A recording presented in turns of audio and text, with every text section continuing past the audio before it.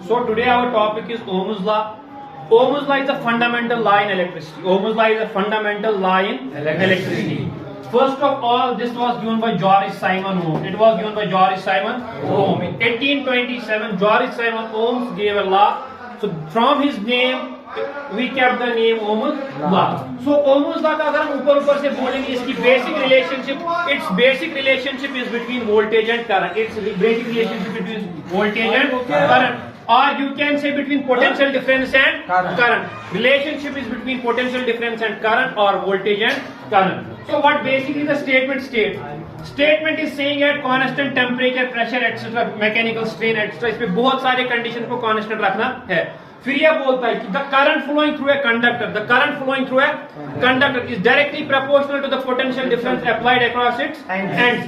जो भी आपके पास करंट फ्लो करेगी एक कंडक्टर में, वो डायरेक्टली प्रोपोर्शनल होगी किसको? अक्रॉस द एंड्स, जो कंडक्टर के एंड्स के अलावा जो पोटेंशियल डिफरेंस होगी. If I right the same thing mathematically,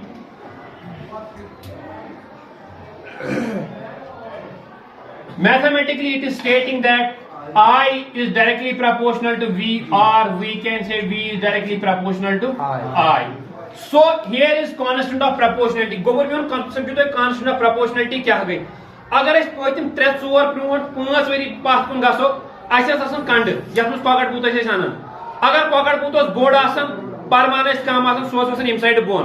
so constant of proportionality या directly proportional relationship क्या है? इम साइड से बराबर था एक वेट, तम साइड है ऐसा स्प्रिंग मंजस. अगर वेट को युकना या सवाइस बोन कुन गो रिलेशनशिप गई अख बड़ी ब्याक ता छु बढ़ावन, ये अख बड़ी ब्याक छु बढ़ावन, या ये v बड़ी I ते बड़ी, ये पोटेंशियल डिफरेंस ज्यादा है, करंट ते ज्यादा flow. So when the potential difference is more, that means v is more, I will also be more. So now here comes another concept. This constant of proportionality gets converted. We replace it by a constant that is known as R. And here R is resistance.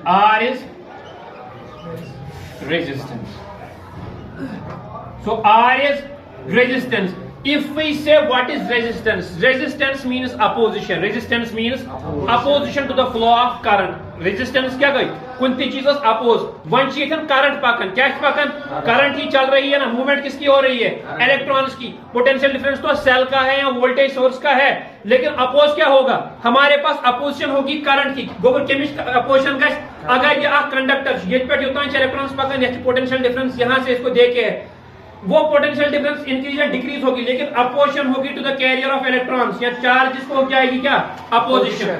अगर मैं यहाँ पे दिखाऊंगा एक triangular form में V, I and R. अब हमारे पास 3 variables है यहाँ पे. हमेशा आपको 2 देखे होंगे, तीसरा निकालना होगा. अगर किसी को याद नहीं रहेगा मैं कैसे निकालूंगा, थंब रूल उसके ऐसे है. V जब निकालना होगा I और R को मल्टीप्लाई करना है. जब V निकालना होगा I और R को मल्टीप्लाई करना है. अगर I निकालना है V को R से डिवाइड करना है. अगर R निकालना है V को I से डिवाइड करना है. यहां तक समझ आया?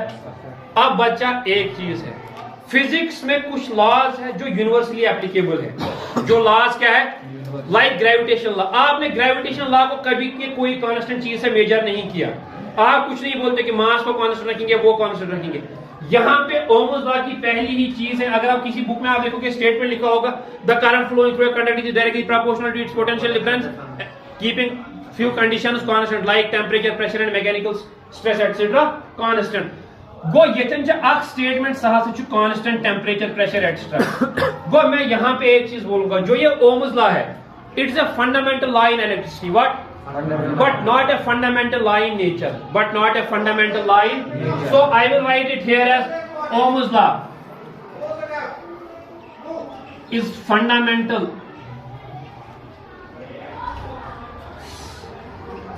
law in electricity. इलेक्ट्रिसिटी में क्या है? ये fundamental law, but not a fundamental law in nature.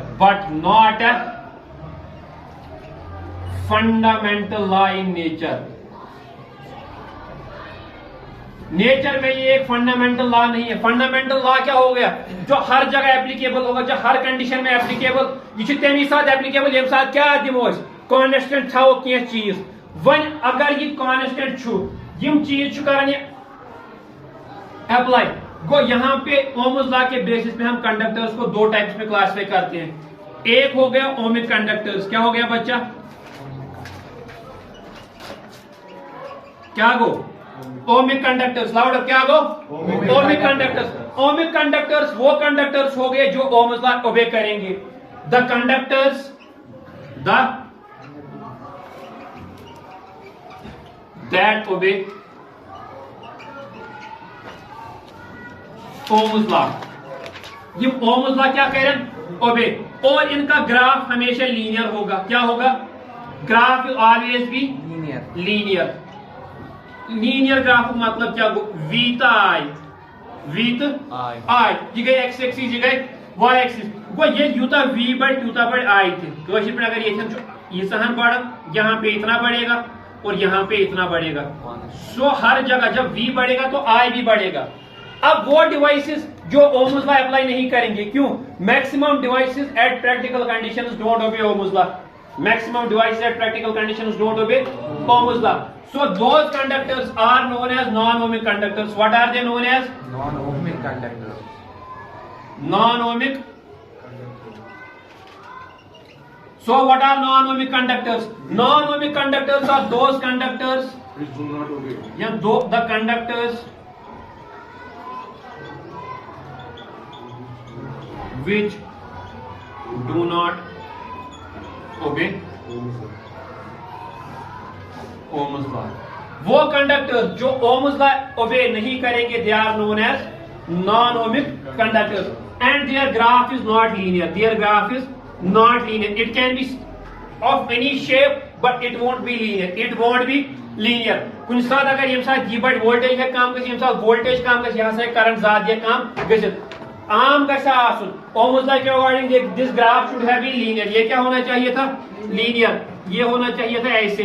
अब अगर ये ऐसे नहीं है, यहाँ पे मैं वेरिएशन दिखाऊंगा, यहाँ इसमें यहाँ इसमें इतना वो ये कोई भी अदर शेप का होगा except linear shape. The curve will not be linear. तो आवाज समझ, सो ओम्स लॉ समझ आया।